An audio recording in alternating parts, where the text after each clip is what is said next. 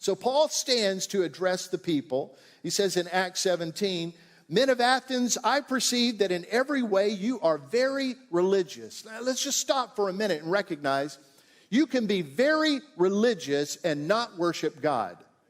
You can be very religious and be marching your way to hell. You can be very religious and have no identity with Jesus Christ himself. And he is the only means by which we come to the Father. He is the way, the truth, and life. No one comes to the Father except through him. So religion might even take you in the wrong direction. And among the world, religion probably is taking you in the wrong direction.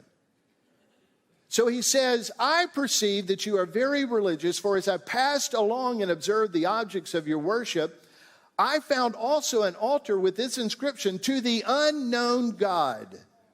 What therefore you worship is unknown, this I proclaim to you. The God," listen how he begins this, "the God who made the world and everything in it, being Lord of heaven and earth, does not live in temples made by man, nor is he served by human hands as though he has any need, since he himself gives to all mankind life and breath and everything. And he made from one man every nation of mankind to live on the face of all the face of the earth, having determined allotted periods and boundaries and the dwelling place, that they should seek God." Listen what he's saying. The one who made it all, the one who put mankind together from one man whom he made, the one who has gathered all the nations and determined their times and periods and boundaries, he did this so that you would seek after him. You have to just look through and say, there has to be a God. That's the general revelation, and Paul is identifying. He's saying that they would feel their way toward him and find him, yet he is actually not far from each of us. For in him we live and move and have our being.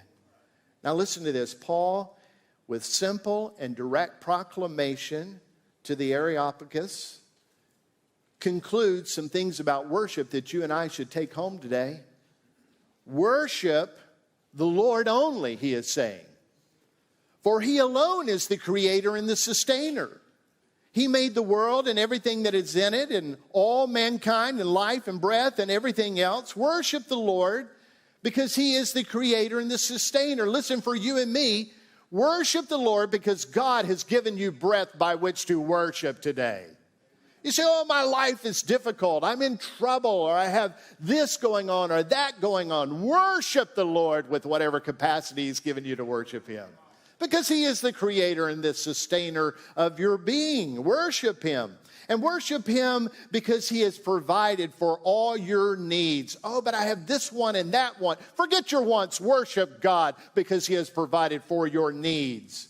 Worship the Lord for he is sovereign and he is sustaining us in grace. Worship him because he has made himself known through the general revelation of creation, and he's made himself specifically known through Jesus Christ and his word, the Bible. Worship him because we live in him and move in him and have our being in him. By the way, he's quoting a Cretan poet right there, using his own words to identify why they ought to be seeking after Jesus Christ.